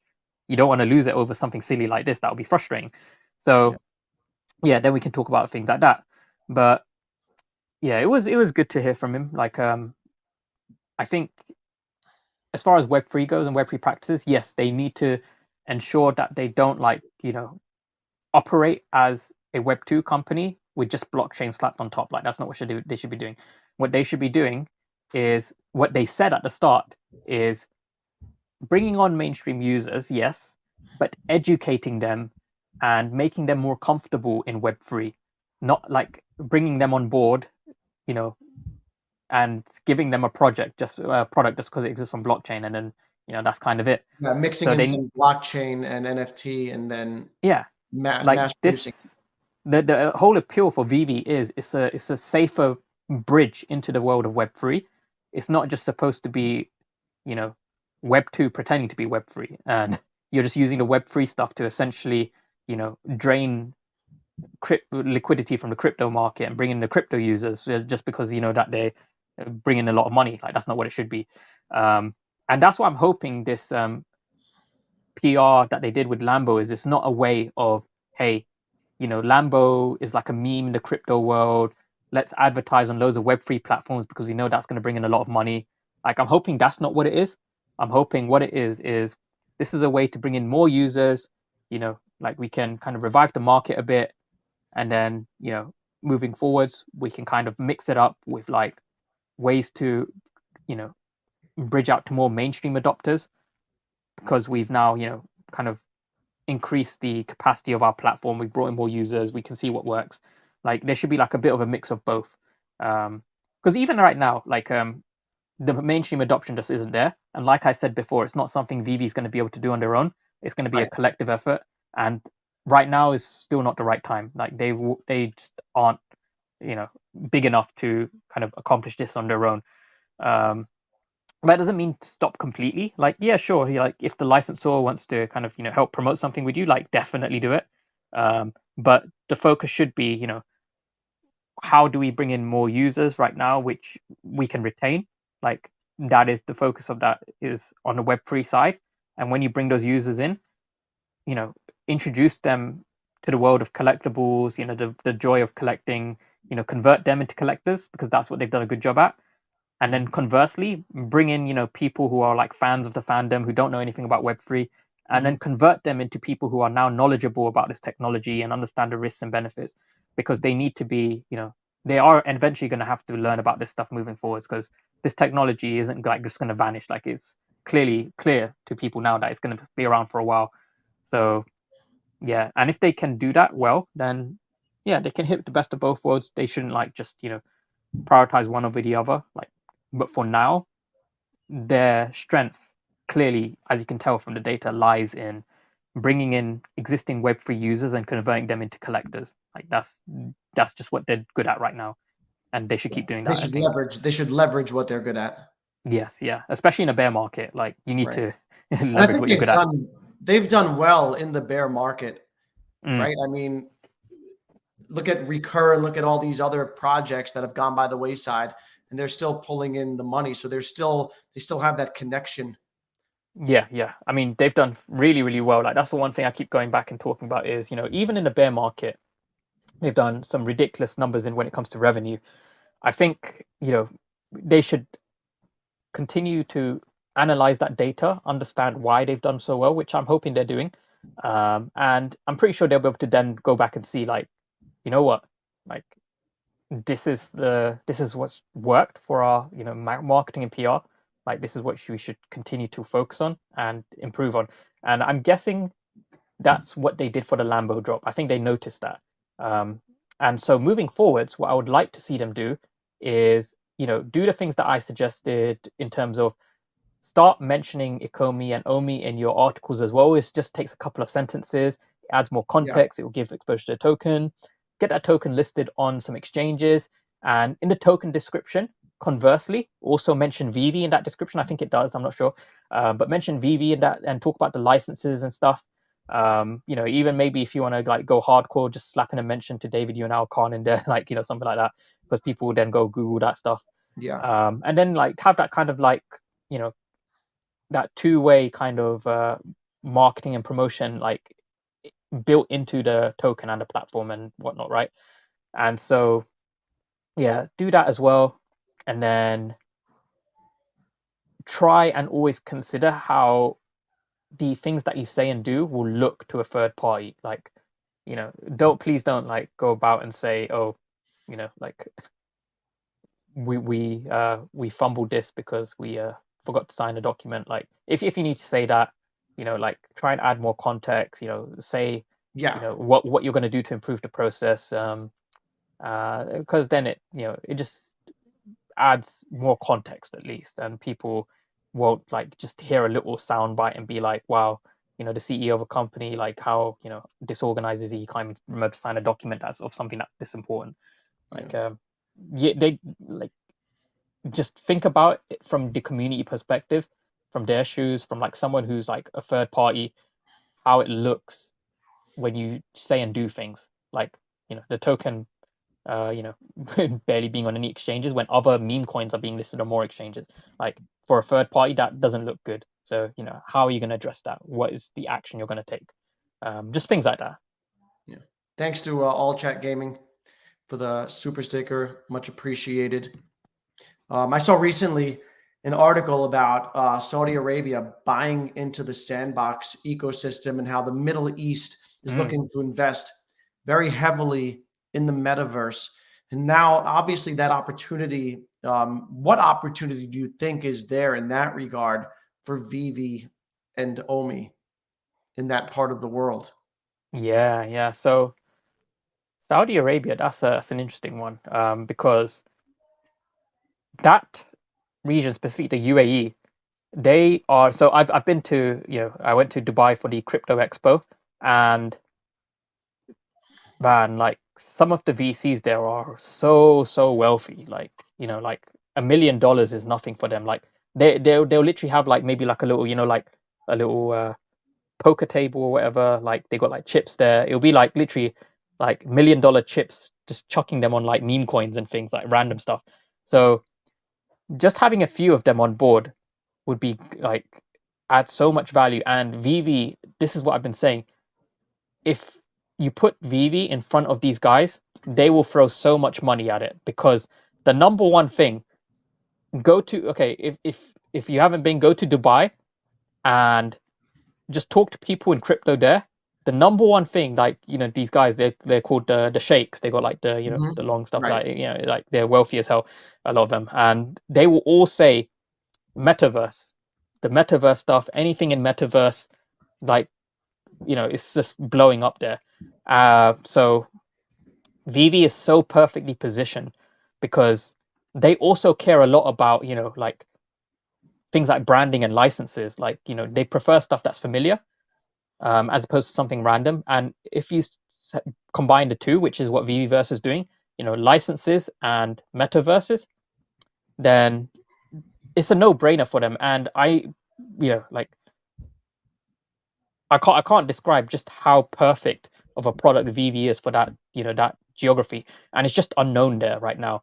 So that's why co- coincidentally, if they and they really should do this, is advertise Omi as a metaverse token, like start including it more as a metaverse token, like 100%. Like I just feel like the rate of adoption in that region for the Omi token would be very very high. Like because a lot of the liquidity and stuff for like existing metaverse tokens, like like Mana and like whatever else out there, a lot of that does come from that same region, the UAE. Like a lot of their big investors, they're from the UAE, because there isn't really much to on offer when it comes to metaverses, like functional metaverses. But as soon as the Viviverse and the Omi token gets marketed as a metaverse token, you're going to bring in some very very big players, and those big players are going to bring in like the smaller players that follow them, right? Right. um, and that effect will kind of snowball. And you do need that volume and liquidity in the VVverse and usership.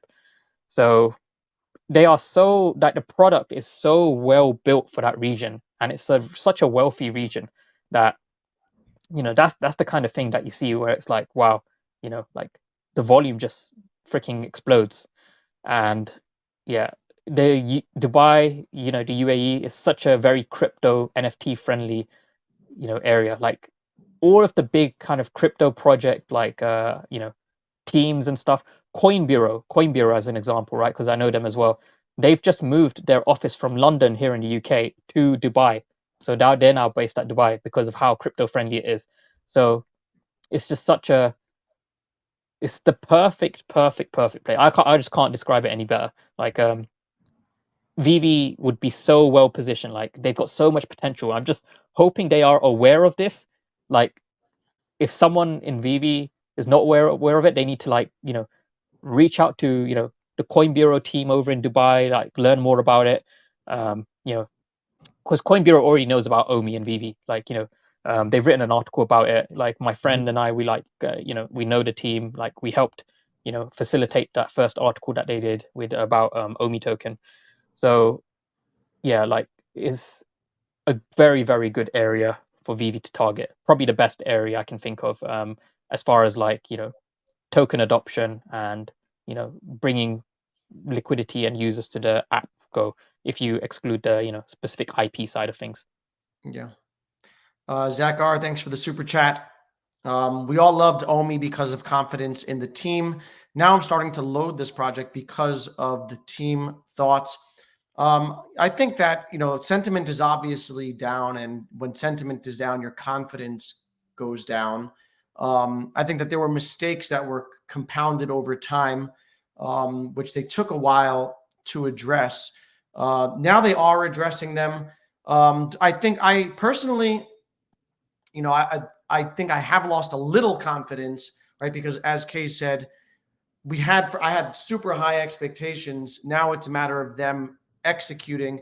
However, I still do have confidence in the fact that they'll execute. And to be fair, with every project or investment, there's a question mark, right? So for Solana, it's like great community, some good projects, good developers, a lot of developers building on top, but the tech is questionable. For Cardano and ADA, it's peer-reviewed protocols, good tech, but took forever to develop smart contracts, and now it's slow to develop. So every investment has a question mark. Vivi has a tremendous vision, great people initially in place, but has showed a failure to scale early on, and they were a little overwhelmed. And that's what they need to address. I wouldn't necessarily say that I've not lost confidence in them. I'm still buying the Omi token. But that's the one thing that I'm watching, and there's something to watch, I think, for every investment. That even includes something like Ethereum that has to prove an ability to scale, right? Commensurate with the development on top of it. Yeah. So without sounding too negative, right, is okay. So just a bit of backstory is I always kind of and this goes back to practicing what you preach, right? Is I would always tell people don't get emotionally attached to investments, right? Because that's where you start to make mistakes. And with Ecomi, I became emotionally attached because I really, because I have an attachment to the IP that they were working with, firstly. And then also, it was a bit, at the time, it was a bit strange that the team was so open with the community, so communicative. Because I came from, the background of like when I was in crypto, like, back in like 2017, is I was in projects that were just launching, like Cardano, like just launched the ICO, XRP, Neo, like there were tokens that launched. I never knew the team on a personal basis. Like they would kind of make a post here and there, like what they're doing, and like it's down to you to talk amongst your own little community on Reddit. Like that's literally all we had, right? And like all those projects actually ended up doing quite well.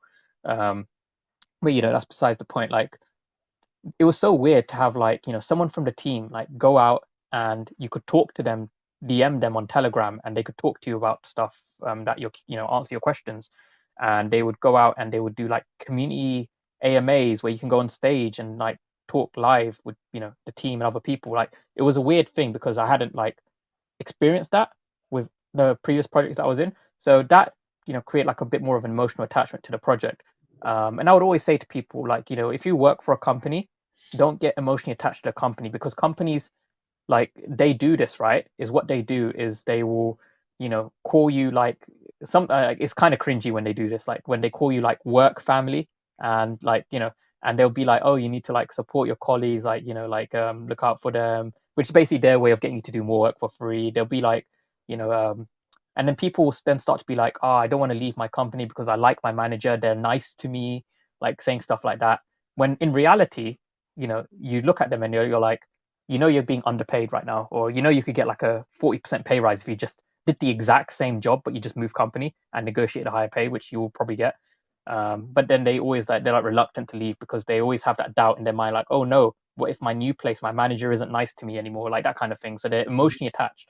And so I became emotionally attached to the project. And because of that reason, against my own logic and my own better judgment, I was violating my own principles, my own like rules, where I was like, hey, they said something and they haven't delivered it, and they said something and they haven't delivered it, and they said something and they haven't delivered it. By my own rules, I would look to deleverage a bit. I would de-risk myself. I'd be like, let me pull some money out, because what's stopping them from continuously doing it? But I would always then, you know, question that decision and be like, oh, I'm going to give them the benefit of the benefit of the doubt on everything, benefit of the doubt on this. Like, they came up with this excuse, like 100% they are being truthful here, like, no doubt about it. And I'll defend them as well in that. And so now, after everything that's happened, even yesterday, right, David said they're going to do X, Y, and Z. But like I said last time, right, for a third party, like someone who's just objective, they're just there and they see this stuff being said for years, and it doesn't get done, it doesn't get done, it doesn't get done. Why is this time different? Like, why should I believe you, right? So it's the same thing that can be applied here. Like, why everything that David said yesterday, where is the evidence? Where's the justification that I should trust what he said yesterday is going to happen? Because What if every time in the what if the counter argument is that now they've made shifts inside and they've added Mitch and Nestor and added to the dev team? Okay, I would take that into consideration, but that still kind of goes against my rules, because I need to have seen it. I need to have seen something to disprove that logic. Tangible. And that's why I said I want them to deliver one thing really well, because now they're back on track with like my personal logic and rules. Like, they showed me that they can deliver what they said they'll do. Because if I had, applied the same kind of mindset back in December, where they did join and Mitch was on that AMA saying it's going to be weeks, not months.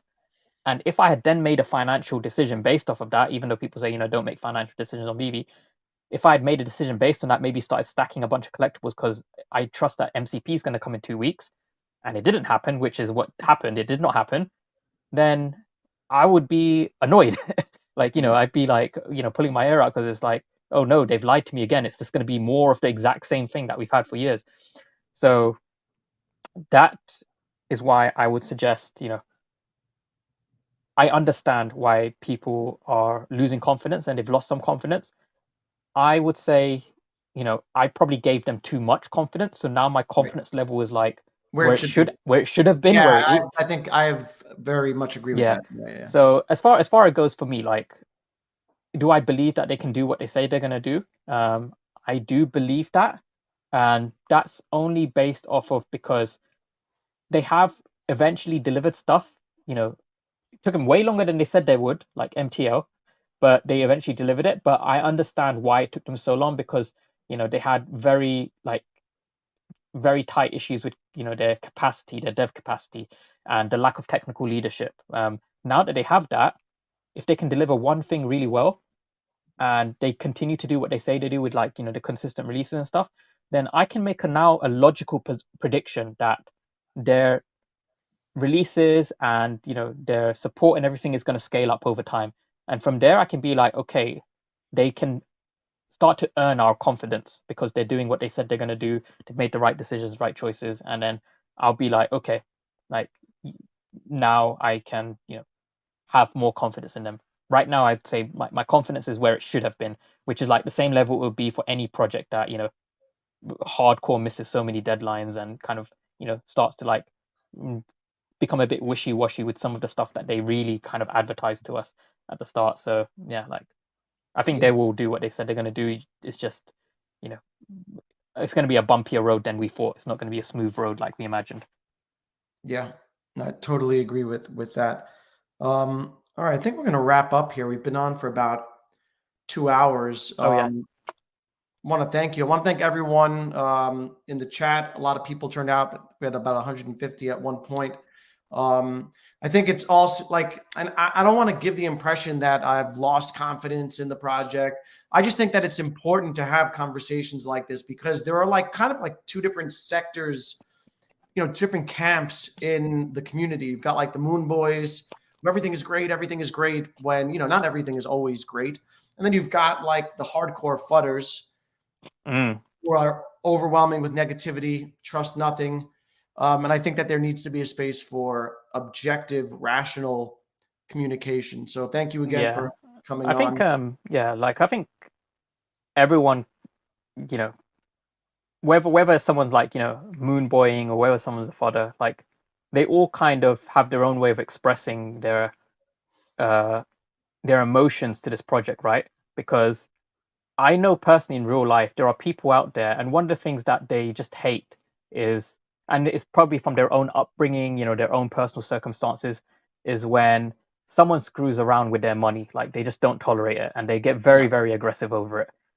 Especially if it's like a company which they're just extorting. They feel like they're being extorted, and behind the screen, like I think a lot of these people they have like very valid concerns, but because of the way that like they convey themselves, like, and I understand it, like I don't blame them.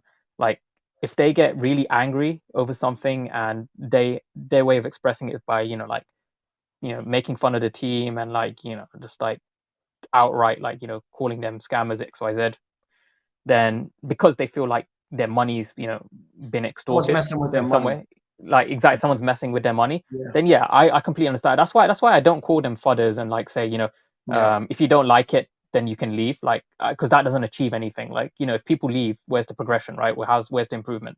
So I don't think people should like tell them just take your money and leave. If you don't like it, you don't have to be there, like, because there's a reason why they feel like that, and you need to figure out what that reason is and acknowledge that hey, this probably is a problem, and then fix it. Because quite early on, a lot of the fodders, that's what they got told, right? They like, oh, if you don't we're like it, just leave. dismissed. Yeah, and they were like talking about the bots and like the problem with like lack of cash out, like all of this stuff, like we need KYC, and people were just like, you guys are fudding, like get out of here. And a lot of people just, they got frustrated and they left, and now those problems have manifested themselves into bigger problems, and now they came back just to laugh at us because now it's like they're in a position where it's like, Told you yo, so. yeah, exactly. So that's why I never like like I don't think it's productive to like say that kind of thing. And then the same thing with Moon Boys, right? Like I think you also got to understand that some people, they're not like professional investors or anything. They're like emotionally attached to this project, like they have a lot of faith, like they're just generally very optimistic people in real life, and they're just Mhm, bringing that optimism, they're expressing it in their mhm, own way, which comes off as moonboyish, like even mhm. when something looks very, very bad, like hey, David forgot to sign a document, like this is a bit of a fumble there, and they still come up with excuses and things like, oh, like you got to be nice to David, like he was probably tired, da da da, Yeah, like so busy. yeah. Yeah, And then people who are like, and people who feel like their money's being messed around with, they're obviously gonna take that frustration out on you because you're the person that's right there and there. So it's that's where like these kind of arguments and quarrels and things like start to kick off, and that's where people objectively, like a third party who's just new to the project, they would look and they just see people arguing between each other. And you got the fudders, like people who are called fudders, Yeah. posting all of this stuff that's like kind of on the borderline conspiracy theory, like Yeah. defamation kind of stuff. And then you got the people who are like moon boys that just look like they're just trying to protect their bags. They're saying anything that they can to protect their bags. And then you're a third party who's like, you know what? I want to find a new project. This project looks kind of cool. They're working with Marvel, Disney. You go in, you look at the social media, and you're like, what the hell is this crap? Like, nope.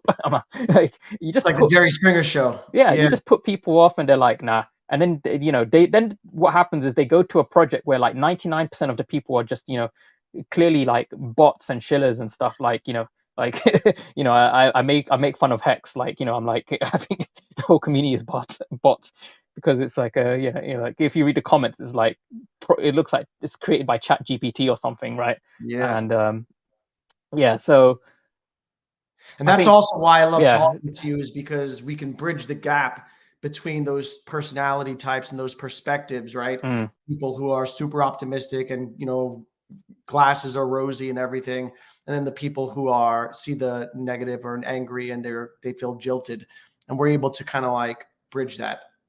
Yeah. So I think you know what, like, don't tell people to like just take your stuff and leave. Like, understand why they're angry. Try and like convey that, and like don't be afraid to like say whether you like something or dislike something, because I have noticed, and it's not a VV thing specifically, but companies in general, unless there's pushback from the community, that's very obvious.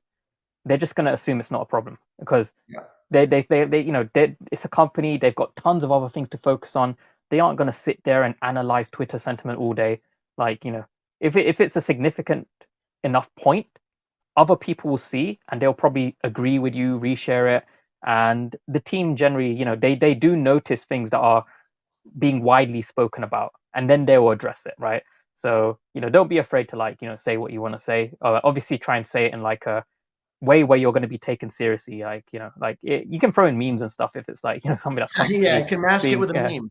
yeah, exactly. Like if it's something that's been talked about and no action's been taken for ages, then yeah, like that's what I end up doing. I just end up like turning it into memes because then it just gets silly that it's not been addressed. But like just talk about it, mention it, and see if it gets addressed. Yeah. Thanks again, brother. Always good chatting. Oh yes, thanks for having me, Thanks, Daddy. everyone.